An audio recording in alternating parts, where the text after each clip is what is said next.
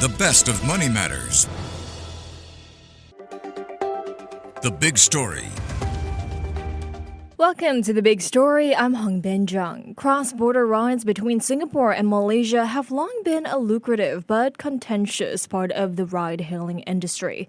Recently, a government crackdown on illegal operators has shifted the playing field, and some drivers are already feeling the impact in their wallets.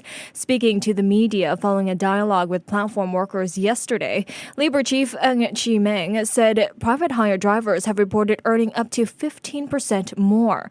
Meanwhile, taxi drivers have seen income rises of around 30% thanks to stricter enforcement.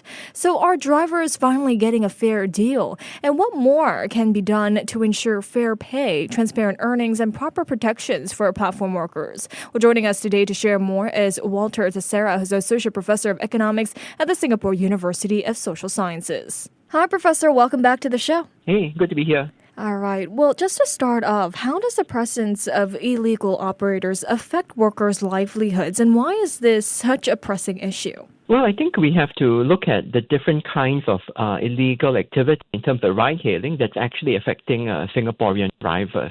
So there's, broadly speaking, two issues here. One is actually cross-border travel, right? So cross-border travel refers to basically the vans which cross the border between Malaysia and Singapore. And that actually has a much less direct impact on Singaporean drivers, taxi drivers and private hire drivers. And that's actually because that product isn't actually something that our Singapore taxi and private hire drivers are allowed to or want to actually offer, right? They generally wouldn't offer that product because it doesn't make economic sense, for example, for them to offer a cross-border product. So that's much less impactful activity. The more impactful activity, if anything, that actually takes up some kind of demand for within Singapore domestic point-to-point travel. And that's where the cross-border has some impact because some of the cross-border travel also results in travel within Singapore. So for example, like a tour group coming across the border and then going from various points within Singapore using a Malaysian vehicle, that would have an impact. The other impact is, of course, that the vehicles just come over and just do point-to-point travel within Singapore directly. That's obviously competing with our own drivers. And of course, there's also illegal non-licensed Singaporean vehicles and drivers which provide point-to-point services in Singapore. So all of that is a direct impact on Singaporean taxi and private hire drivers' livelihoods. So when enforcement removes illegal competitors, how does that affect supply and demand in ride-hailing? Well, the enforcement obviously reduces supply availability because when you have all these well-publicized, enforcement activities, people get their vehicles, impounded, they face prosecution. That obviously greatly discourages others from actually offering the same service.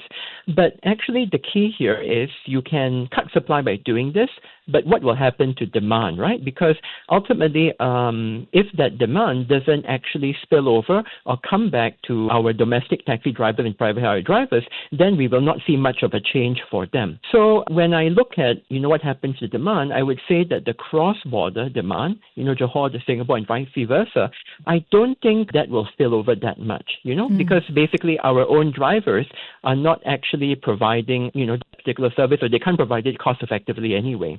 But it is the follow-up trips which could spill over. So if a vehicle can no longer bring people from Malaysia to Singapore and then go between various tourist destinations, well, those tourists might have to take our taxi and private hire vehicles instead within Singapore, and that will be a source of additional demand.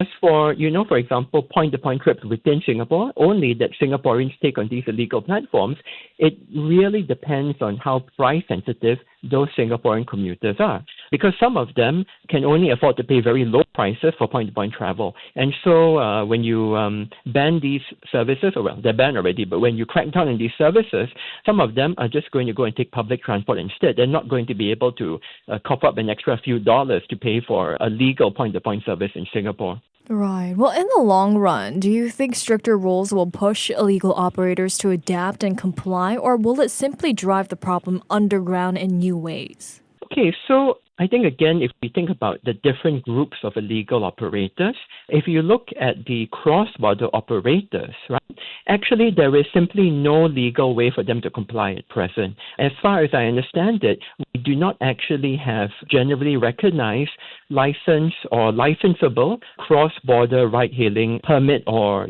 regulation available. And this applies for both sides, right? So there's no legal mechanism for Singapore vehicles to offer the service crossing the border to Malaysia and vice versa.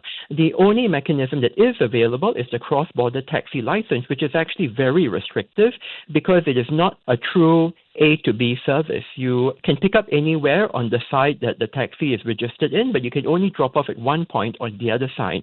And that makes it a service that a lot of commuters on both sides don't actually want, right? So I would say first for the cross-border services, there's nothing legal that's available, right? So that's the first thing. For the domestic illegal drivers and vehicles in Singapore, actually I would point licensing is not difficult in Singapore. So basically satisfying the safety checks for the private hire vehicle, getting a private hire driver's license, these are not very onerous things in Singapore.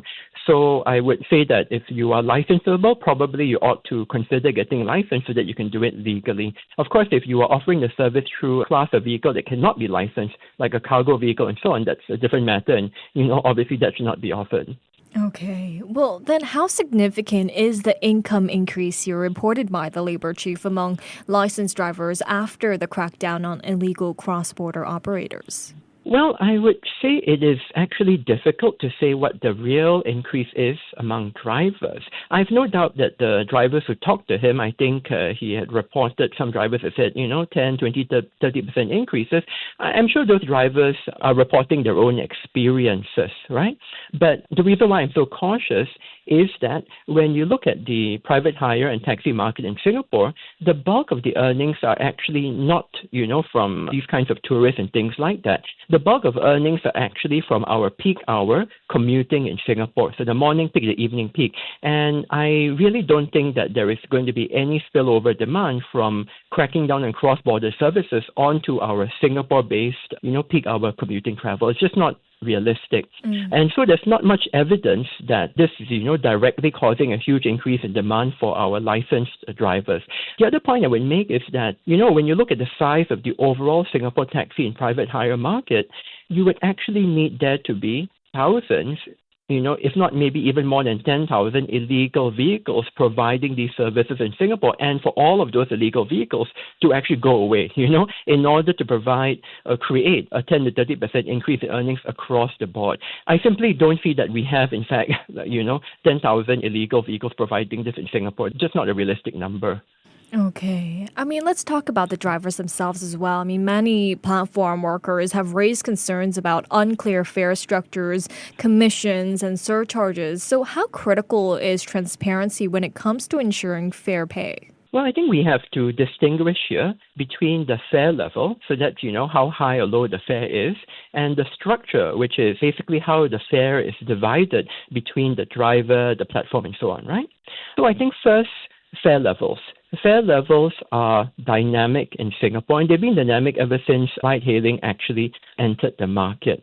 And what we see is dynamic fares are actually generally preferred by the market and preferred by both drivers and passengers. And that's because the dynamic fares do a better job of solving supply and demand issues. And so for the drivers, dynamic fares reward them more when there's lots of demand for their services. And even though dynamic fares going down and looks like it's a bad deal for the drivers, actually it means that they get some demand during off-peak periods as well. If the fares didn't fall, then nobody might want to take a vehicle during off-peak because, it's just not worth it for them. So dynamic fares are important in actually solving the supply and demand problem, but of course they're a source of unpredictability.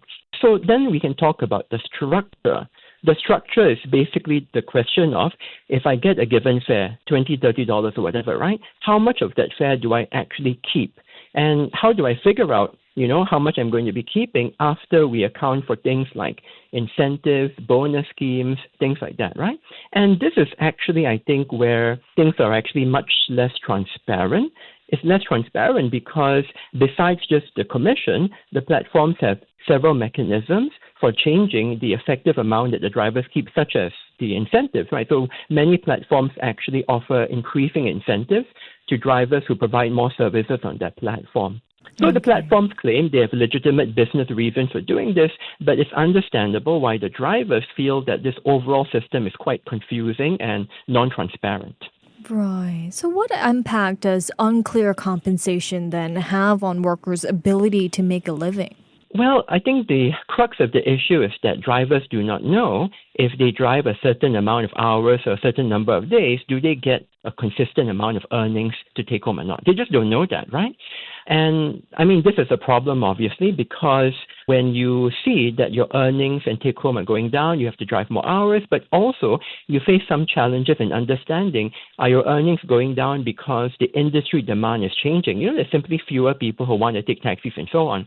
Or is it because the platform's policies are working against you? You know, your fares might be stable, but they're taking a bigger and bigger cut, or they're not giving you as much incentive. Right.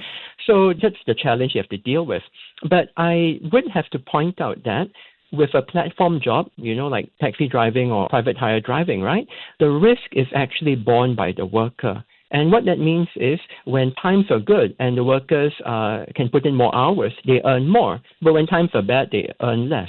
If you actually want a job with less earnings risk and you have the skills necessary for the job market, then, you know, it might be that you might prefer to exit the industry and go to stable employment instead. In fact, I want to point out on this that some people have argued, you know, why doesn't the industry just offer drivers more stable earnings? And in fact, the industry has tried to offer contracts to drivers which are more employment-like. So, you know, the drivers get a more fixed earnings rather than the current practice, which is, you know, it's variable based on how much you drive or don't drive. But these experiments to offer more fixed earnings have not been very successful. And so I think it's quite difficult to actually offer that stability of earnings given the nature of the industry. So moving back to enforcement here, fines and vehicle impoundments, I mean, have been used to curb illegal operators. Despite enforcement, informal carpooling and ride-hailing networks are still active. So, you know, Professor, how effective are these measures and what challenges do regulators face in ensuring compliance over the long term? First, I think we can all recognize that 100% enforcement is probably not something which is feasible. And, you know, before people say, okay, why not? Does it just mean that the authorities don't want to put in the effort? I would point out that if you did 100% enforcement, what does it mean? It means that you would have to question every private vehicle coming in across the causeway. That would create, right, you know, endless traffic jams. It's already bad enough, right? And even in Singapore, it would mean that if you're 100% enforcing, you're going to have to start questioning, for example, all private vehicles coming in to pick up people at popular areas in Singapore. So I guarantee, you know, the moment a Singaporean family gets stopped repeatedly when they're going into Jewel or Gardens by the Bay or whatever, and they get asked questions to prove, you know, that they're related and stuff like that. I mean, I think that's the point where people start writing in very angry letters to their members of parliament, right, saying, you know, I'm a Singaporean, why am I being stopped by our, you know, LTA and so on, being asked stupid questions. So you see the issue here, right? 100% enforcement is not, I think, terribly easy. So what we are really seeing is we are killing some chickens, as they say, to scare the monkeys, and we're hoping that that will greatly reduce the prevalence of illegal activity. Okay, well, the government and other agencies such as Grab have come together to form a work group here. Now, the group won't just be focusing on clamping down on illegal activity, but long-term challenges as well, like fairer pay structures, more transparent fees, and ensuring that platform work can provide decent livelihoods. So, Professor, what do you think should be the priority of the work group? I mean, should they focus more on the enforcement against illegal workers or other issues that affect workers' incomes and job security? Well, I think the key concern here is how do you make the industry sustainable and how do you make workers' livelihoods sustainable?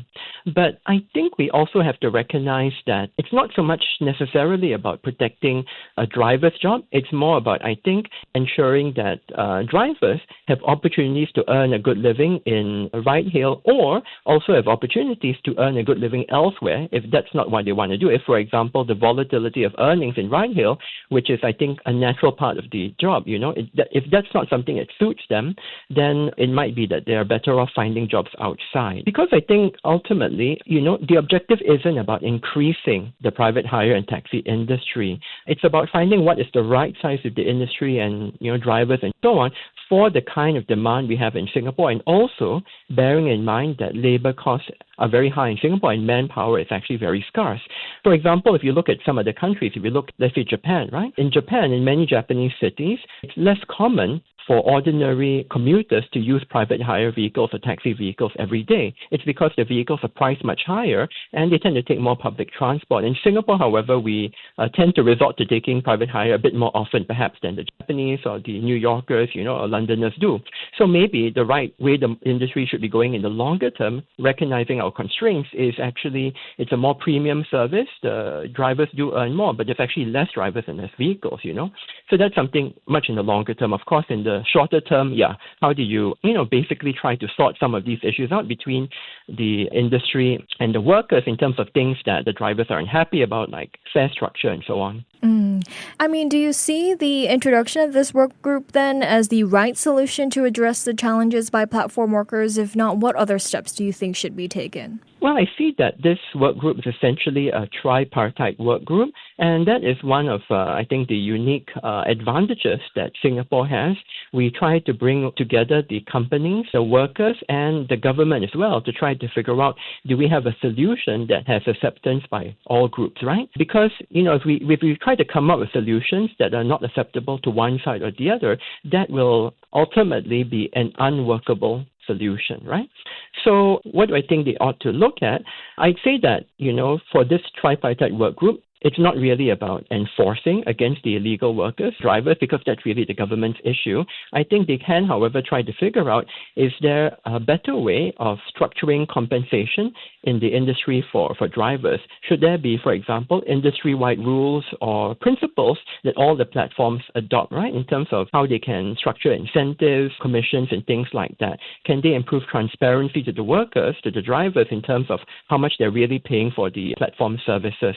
And reason why tripartite is important is, if we really can't agree on this, then one might have to look at legislation in the interest of a more sustainable industry and workforce as well. Right. Some great insights from you there. Thank you so much, Professor, for joining me today. Thank you. Thank you. That was Walter Theseira, Associate Professor of Economics at Singapore University of Social Sciences. This has been The Big Story with me, Hongbin Jeong. To listen to more great interviews, download our podcasts at audio.sg or download the audio app. That's AWEDIO, audio at the App Store and Google Play.